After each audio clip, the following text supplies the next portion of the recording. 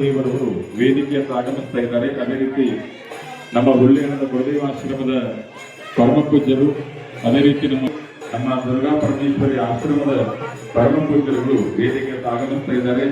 ಈಗ ಜ್ಯೋತಿಯ ಆಗಮನವಾಗಿದೆ. ಎಲ್ಲ ಶರಣ ಬಂಧುಗಳು ಆ ಕಡೆ ಈಗ ನಿಂತವರೆಲ್ಲರೂ ಕುರ್ಚಿಯವರಿಗೆ ಕೊಡಬೇಕು. ಈಗ ಕಾರ್ಯಕ್ರಮ ಆರಂಭ ಆಗ್ತಾ ಇದೆ. ಎಲ್ಲ ಸಮಾಜವನ್ನು ಕರುಣಿಸಿ ನಿಮಗೆಲ್ಲರಿಗೂ ಸಹಿತ ದರ್ಶನ ಆಶೀರ್ವಾದವನ್ನ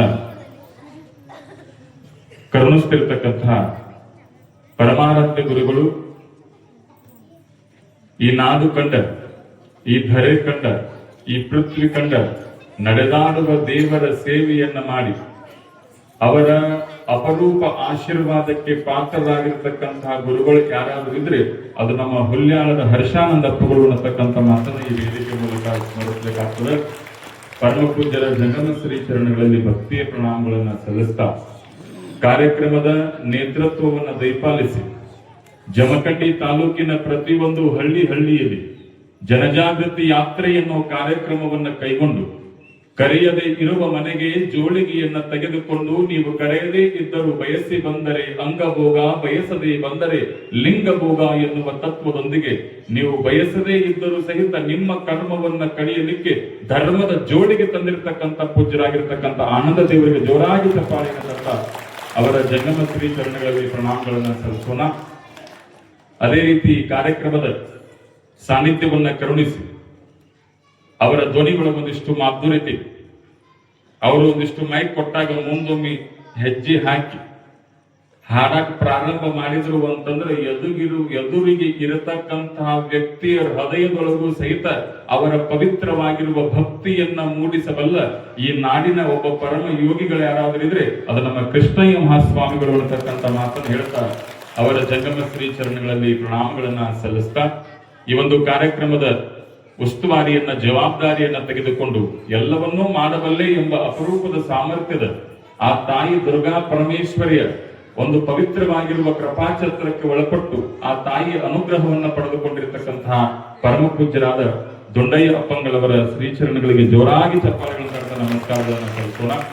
ವಿದ್ಯಾನಂದ ಪರಮ ಪೂಜ್ಯರಲ್ಲಿ, ಇನ್ನೋರ್ವ ಹಿರೇಮಠ ಗುರುಗಳಲ್ಲಿ ಇವತ್ತಿನ ಸಂದರ್ಭದಲ್ಲಿ ನಮಗೆ ಸಂಗೀತಕ್ಕೆ ಬಹಳ ಸಾಥನ್ನ ಕೊಟ್ಟಿರತಕ್ಕಂತಹ ನಮ್ಮ ಈರುವರು ಕಲಾವಿದರಿಗೆ ನಿಮ್ಮ ಪ್ರೀತಿಯ ಚಪ್ಪಾಳಿಗಳ ಶ್ರೀರಕ್ಷೆಯನ್ನು ಕೂಡ್ರಿ ಅಂತ ಹೇಳಿ ಪ್ರಾರ್ಥನೆಯನ್ನು ಮಾಡ್ತಾ ಇನ್ನೊಂದು ನಮ್ಮ ವೇದ ಮೂರ್ತಿಗಳು, ಇನ್ನೊಬ್ಬರು ವೇದ ಮೂರ್ತಿಗಳು ಮೊಬೈಲ್ ಹಿಡಿದಾರೆ, ಅವರು ಸಹಿತ ಪಾದಯಾತ್ರೆಯಲ್ಲಿ ಬಹಳ ಸುಂದರವಾಗಿರುವ ಸಹಕಾರವನ್ನು ಕೊಟ್ಟಿದ್ದಾರೆ.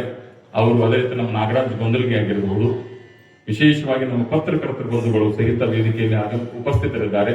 ಅವರೆಲ್ಲರಿಗೂ ನಿಮ್ಮ ಪ್ರೀತಿಯ ಚಪ್ಪಾಳೆ ತಟ್ಟದೆ ಹೋದರೆ ಕಾರ್ಯಕ್ರಮ ಇನ್ನಷ್ಟು ಚಂದ ಆಗೋದಿಲ್ಲ. ಜೋರಾಗಿ ಚಪ್ಪಾಳೆ ತಟ್ಟೆ ಕಾರ್ಯಕ್ರಮ ಚಂದ ಆಗೋದಿಲ್ಲ ಅಂತಕ್ಕಂಥ ಮಾತನ್ನ ಹೇಳ್ತಾರೆ. ಸುಮ್ಮನಾಗ ಭೂಮಿಗೆ ಕಾಲಿಟ್ಟಾಗ ಒಂದು ನಿಮ್ಮೆಲ್ಲರಿಗೂ ಶರಣಾರ್ಥಿ ಅಂದಾಗ ಚಪ್ಪಾಳೆ ತಟ್ಟುವುದು ನಮ್ಮ ಸಂಸ್ಕಾರ ಅಲ್ಲ, ಮರಳಿ ಶರಣಾರ್ಥಿ ಅನ್ನಬೇಕು. ಇದು ನಮ್ಮ ಭಾರತ ದೇಶದ ಸಂಸ್ಕೃತಿ ಅಂತಕ್ಕಂಥದ್ದು ನಾವೆಲ್ಲರೂ ಸಹಿತ ಅರ್ಥವನ್ನು ಮಾಡಿಕೊಳ್ಬೇಕು. ಅದಕ್ಕೆ ನಿಮ್ಮೆಲ್ಲರಿಗೂ ಶರಣಾರ್ಥಿಗಳು.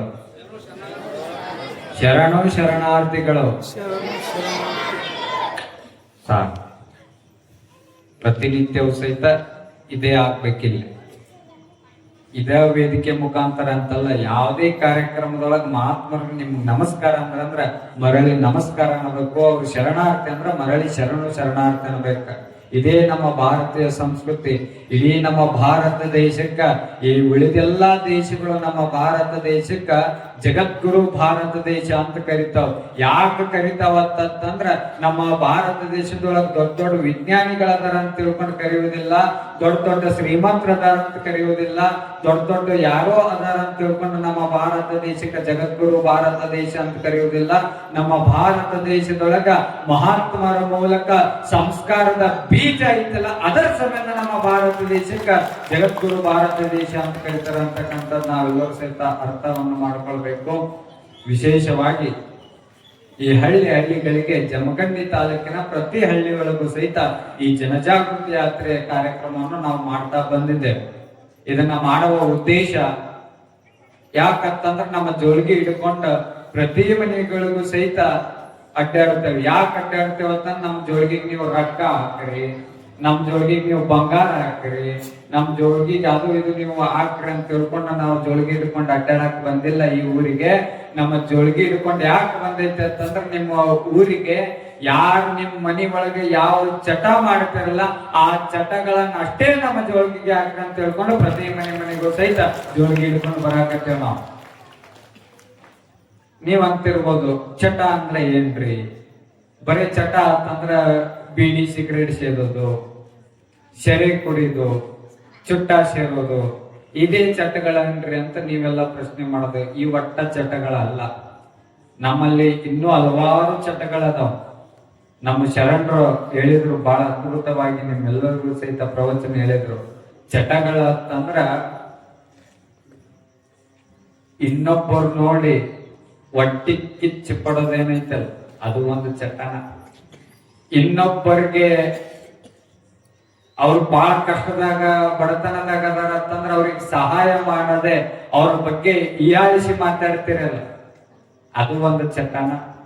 ಇನ್ನೊಬ್ಬರಿಗೆ ನಿಂದನೆ ಏನ್ ಮಾಡ್ತಿರಲ್ಲ, ಅದು ಒಂದು ಚಟನ. ಮುಂದ ಬಹಳ ಚಂದ ಮಾತಾಡಿ ಆಕಳ ಮುಖದಂಗ ಮಾತಾಡಿ ಇಂದ ಕತ್ತಿ ಒದಕಿ ಏನು ಕೊಡ್ತಿರಲ್ಲ, ಅದು ಒಂದು ಚಟನ.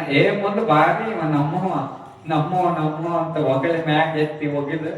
ಆಮೇಲೆ ಅವ ಓದ್ಗಳನ್ನೇ ಅವನ ಬಗ್ಗೆ ಕೆಟ್ಟದಾಗಿ ಮಾತಾಡದ. ಅವನ ಬಗ್ಗೆ ಗೊತ್ತಿಲ್ಲ ನಿನಗೆ. ಹೆಣ್ಮಕ್ಳು ಇರ್ತಾವ, ಇವು ಆಗಿರಂಗಿಲ್ಲ.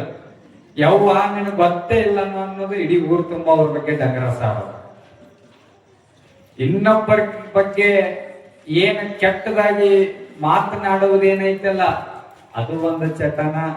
ಇನ್ನೊಬ್ಬರಿಗೆ ಅಸಹ್ಯ ಮಾಡುವುದು ಒಂದು ಚಟನ, ಇನ್ನೊಬ್ಬರಿಗೆ ಬೈದು ಒಂದು ಕೆಟ್ಟ ಚಟನ.